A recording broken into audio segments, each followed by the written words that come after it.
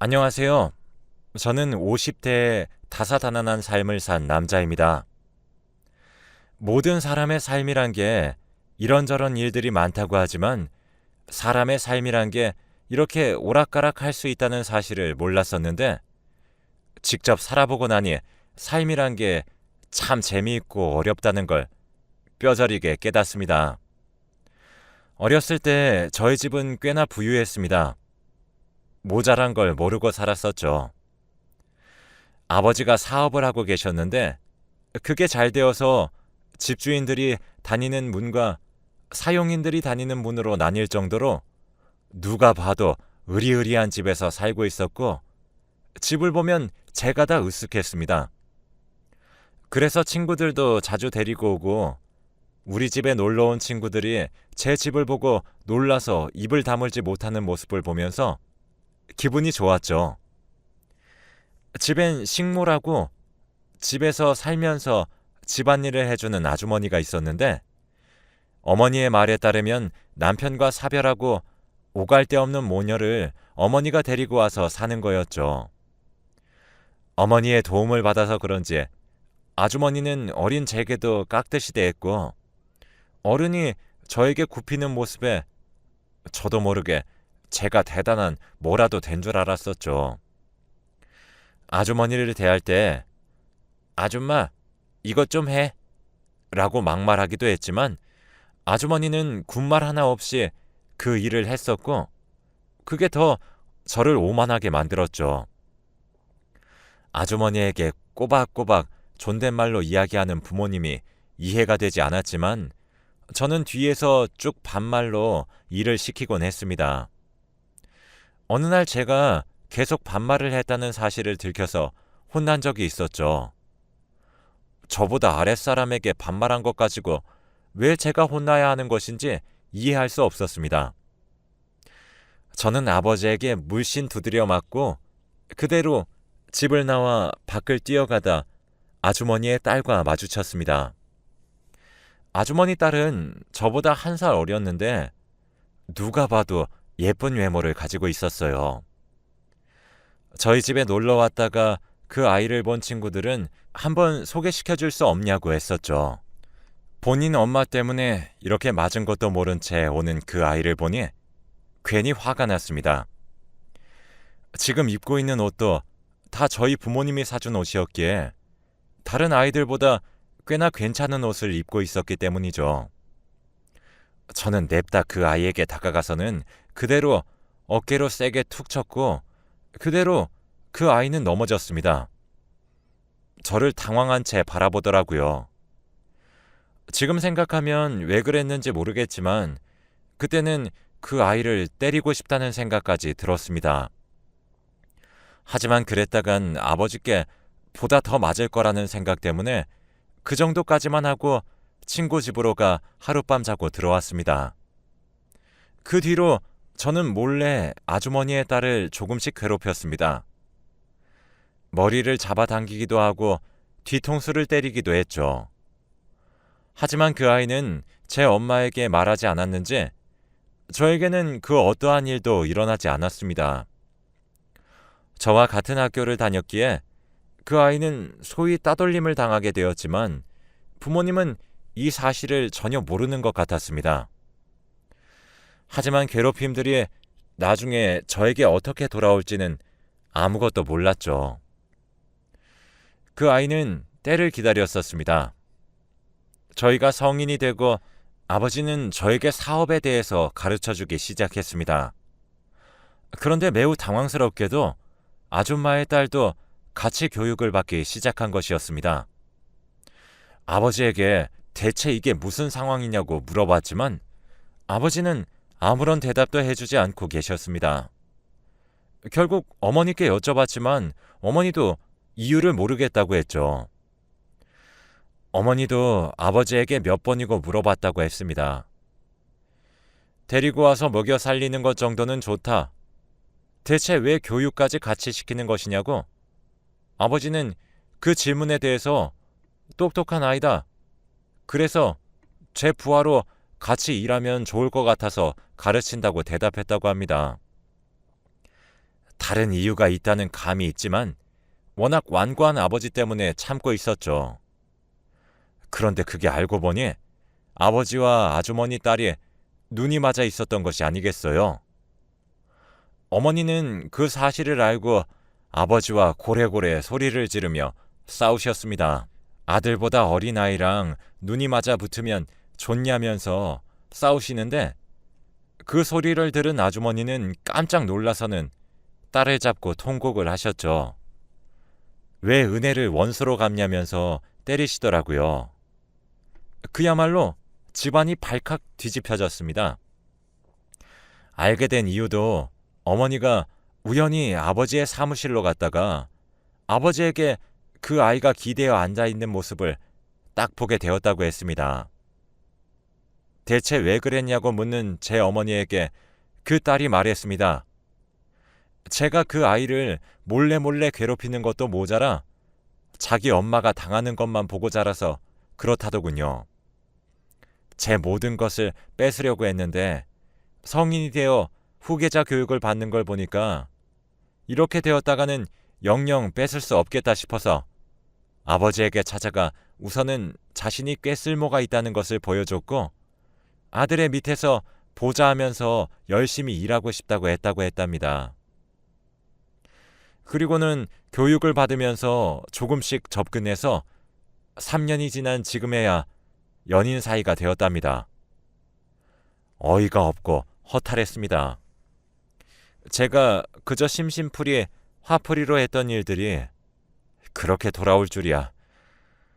어머니는 제 딸버린 여자와 눈이 맞은 아버지를 용서할 수 없다고 했고 위자료를 듬뿍 받아서 이혼을 하게 되었습니다.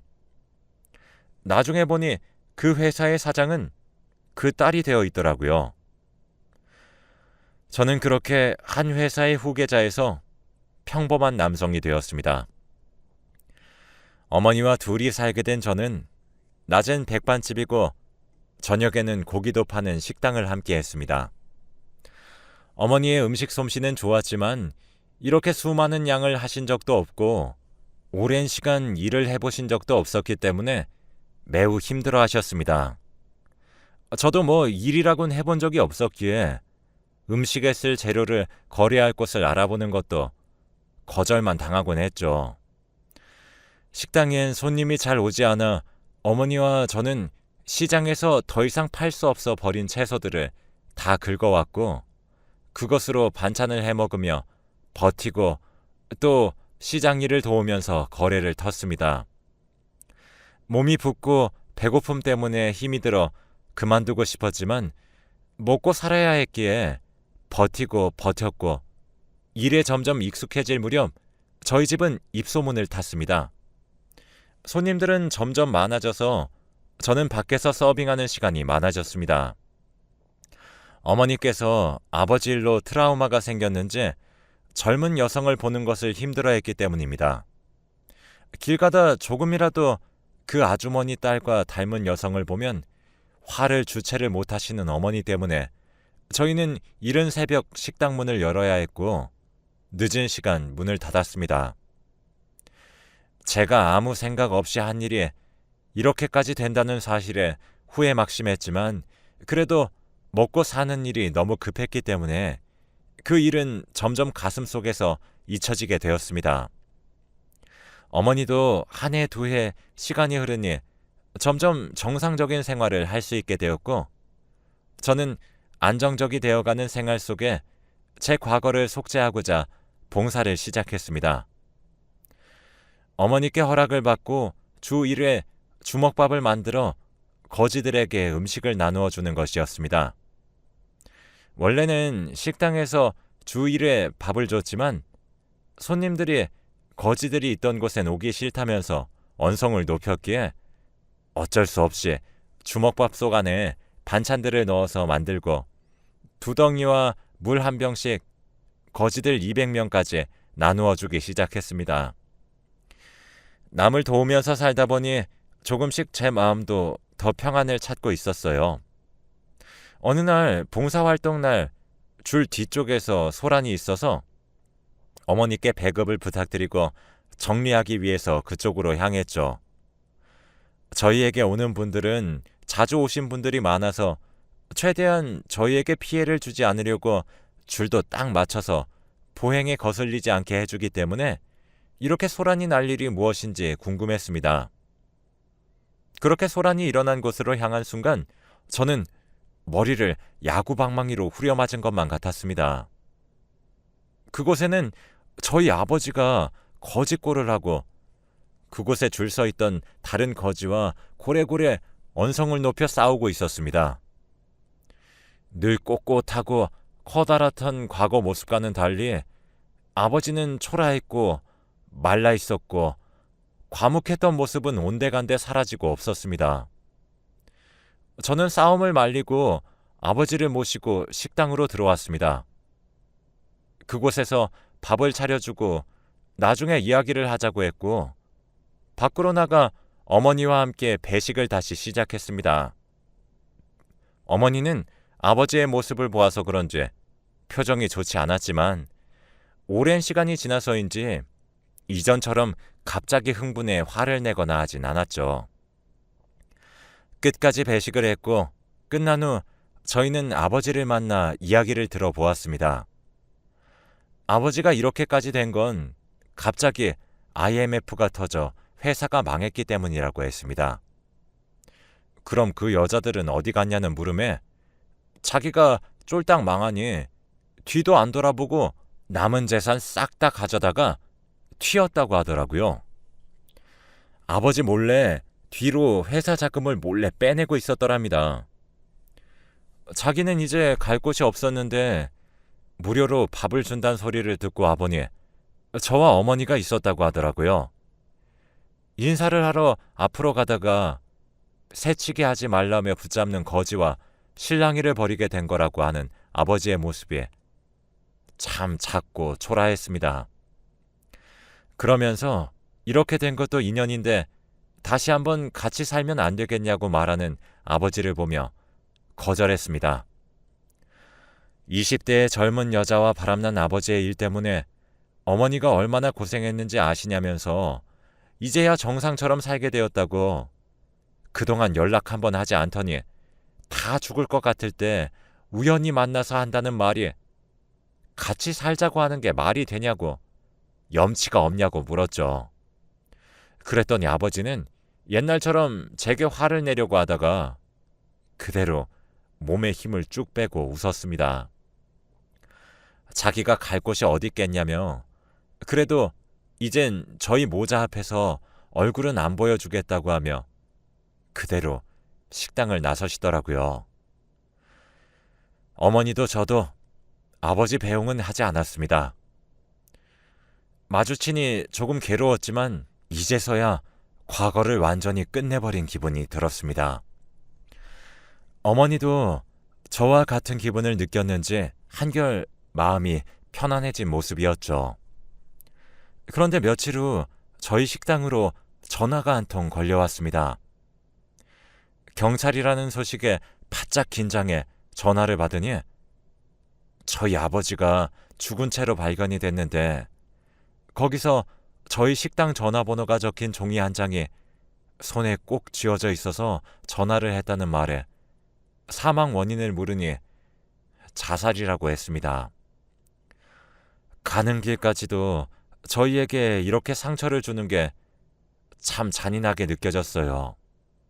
그리고 저희에게 굳이 알리기 위해 전화번호를 남겨놓은 아버지의 모습이 사람이 이기적인 건 변하질 않는다는 생각이 들었습니다. 이건 마치 너희가 나를 받아주지 않아 죽는다고 말하는 것과 마찬가지 아니겠습니까? 하지만 아버지는 아버지라고 어머니는 제게 함께 아버지의 신원 파악을 해준 뒤 장례를 치르자고 했습니다. 그래도 인연이 있는데 마지막 가는 길은 보내야 하지 않겠냐는 어머니의 말씀에 저는 아버지의 장례를 치렀습니다. 그런데 장례식장에 생각도 못한 여성이 나타났습니다. 바로 아버지의 돈을 가지고 튄 아주머니의 딸이었습니다.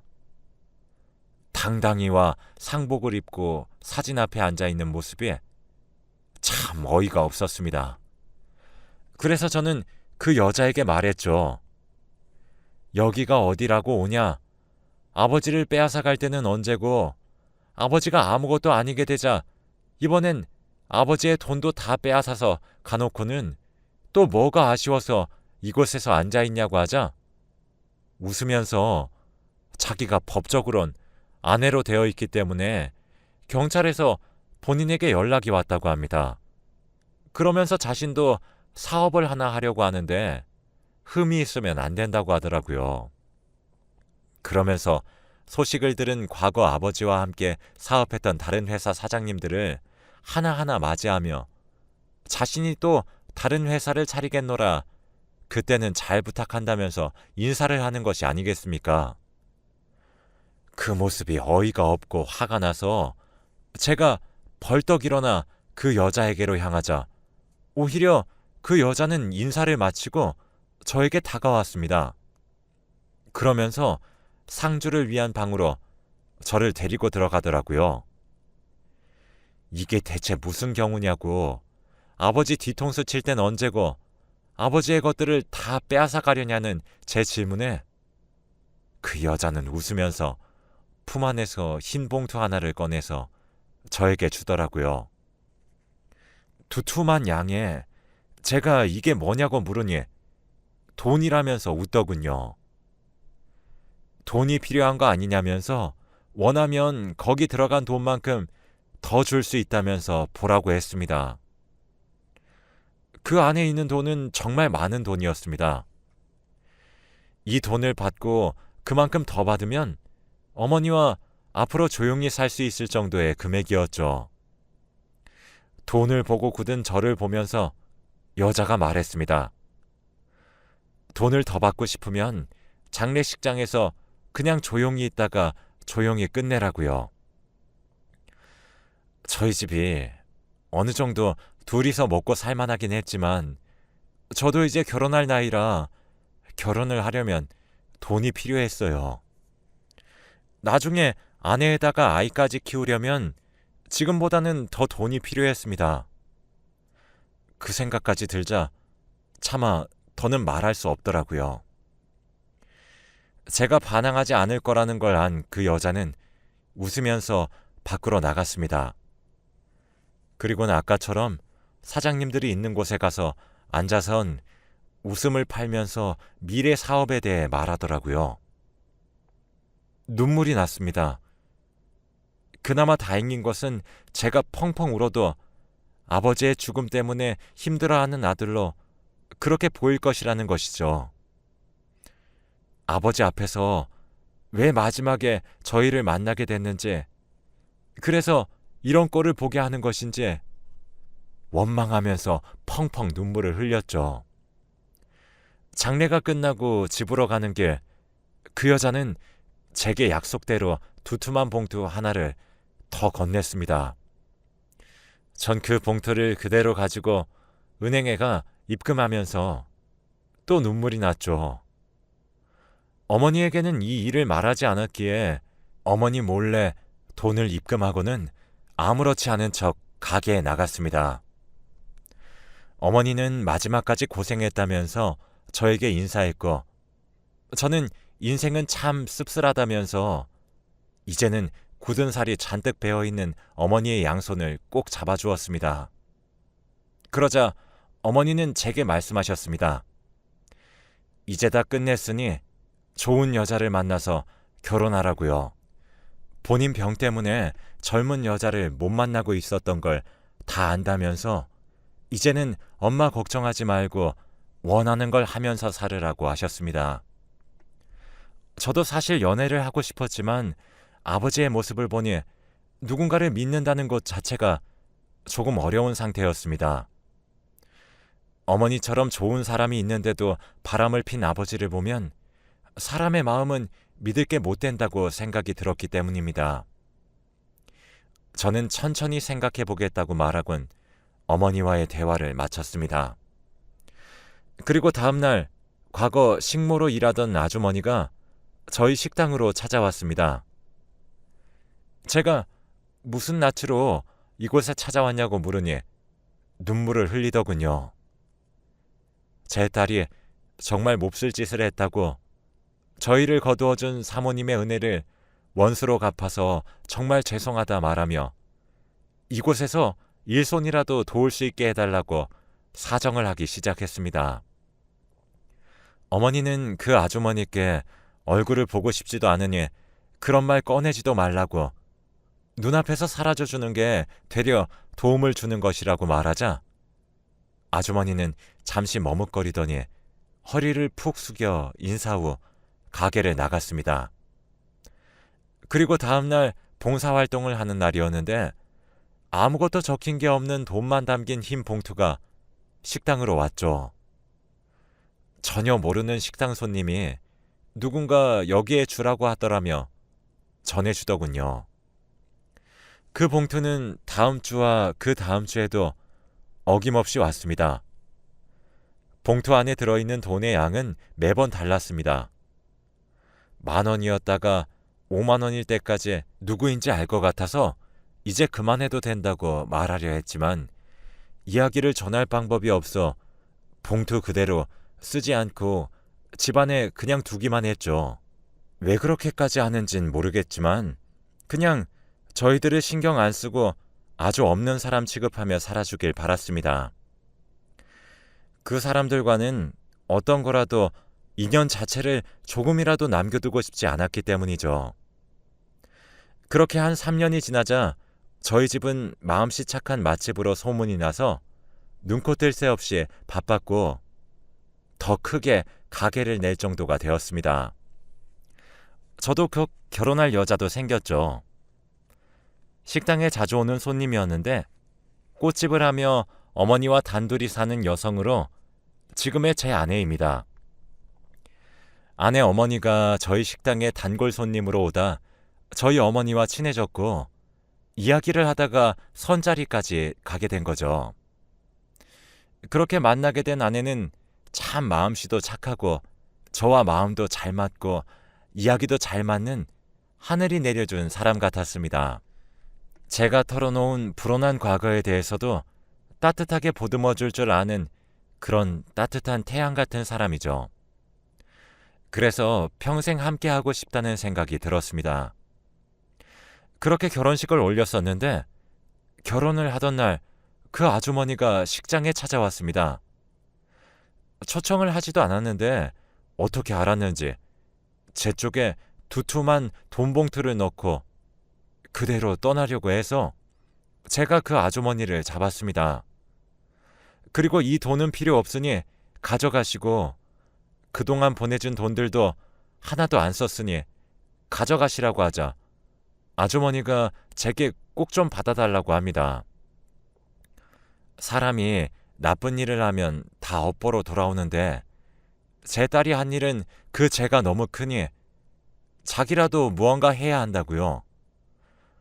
저는 그런다고 그 딸을 용서하지 않을 거라 하자 미안하다 말하며 아주머니는 그대로 식장 밖을 나갔습니다. 그렇게 결혼식을 끝낸 후 1년 후 눈에 넣어도 아프지 않을 아들 녀석을 품에 안게 되었습니다. 팔 크기도 되지 않는 작은 녀석을 품에 안으니 그 무엇이라도 갖고 싶은 건 모두 다 줘도 아깝지 않을 소중하고 소중한 존재였죠. 그런데 어느 날 아이가 열이 심하고 극심하게 울어대는 모습에 깜짝 놀라서 병원으로 향하니 아이의 모습을 본 의사가 수두라고 했습니다. 죽을 병은 아니고 이걸 걸렸으니 평생 면역이 생길 거니 걱정하지 마시라는 말에 갑자기 힘이 쭉 빠졌습니다. 아이가 아픈 모습을 보니 심장이 툭 하고 떨어지는 것 같은 기분을 느꼈거든요. 그래도 혹시 모르니 며칠 입원하자는 말에 잠시 아이를 아내에게 맡겨두고 휴게실로 왔을 때였습니다. 질긴 인연은 참 끊기지도 않는지 그 아주머니의 딸이 있더군요. 저를 보더니 서둘러서 와서는 제게 무릎을 꿇더랍니다. 돈 봉투를 주며 웃던 그 모습과는 전혀 다른 모습에 제가 어벙벙하자 그 여자는 저한테 눈물을 흘리면서 도와달라고 하더군요. 대체 무슨 일인가 싶었는데 그 여자와 아버지의 사이에 아이가 있었나 봅니다. 전혀 몰랐었는데 아버지가 돌아가시고 나서 임신 4개월인 것을 알았다고 하네요. 월경이 원래도 불규칙해서 임신이라고는 전혀 생각을 못했다고 하더라고요. 자기 아들을 살려달라는 말에 저는 대체 무슨 말이냐, 나보고 뭘 어쩌라는 거냐며 짜증을 냈습니다. 그러자 아이가 백혈병에 걸렸다고 말하더군요. 자기도 제 엄마도 골수가 안 맞는다면서 주변에 아무리 기다려도 맞는 사람이 없다고 하면서 제 골수도 한 번만 검사해주면 안 되냐고 하더군요. 제가 다 어이가 없었습니다. 그런데 그때 뒤에서 아내가 다가오더니 저에게 도와주었으면 좋겠다고 하더군요. 대화를 다 듣고 있었던 모양입니다. 제 자식이 수두로만 아파도 이렇게 마음이 덜컥 내려앉는 심정인데 백혈병이면 어떻겠냐고 제 손을 꼭 잡는데 제가 할 말이 없어지더라고요. 저는 고뇌에 쌓였고 아주머니가 저희에게 계속 용서를 빌기 위해서 돈을 보내고 있었던 것을 생각하면서 그 여자에게 말했습니다. 아주머니의 노력을 생각해서 한번 검사를 받아주겠다고요. 고맙다고 눈물을 흘리는 여자를 뒤로하고 적정 검사를 해보니 놀랍게도 저와 매치가 됐습니다. 생각해보니 저와 배다른 형제더라고요.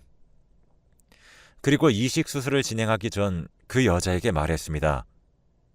이걸로 우리의 인연은 끝이었으면 좋겠다고.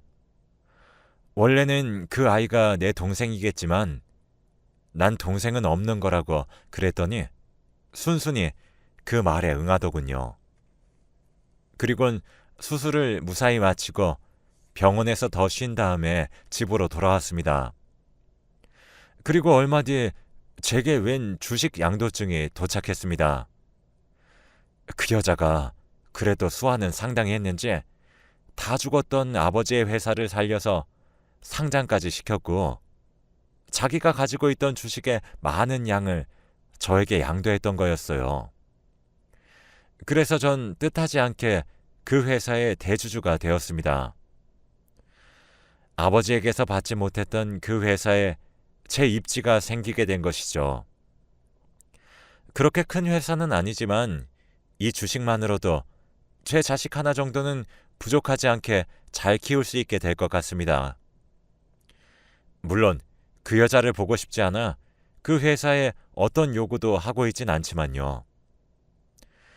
지금은 시골에서 작게 식당 일을 하면서 조용히 잘 살고 있습니다. 이 글을 읽어준 여러분들은 평안하시길 바랍니다.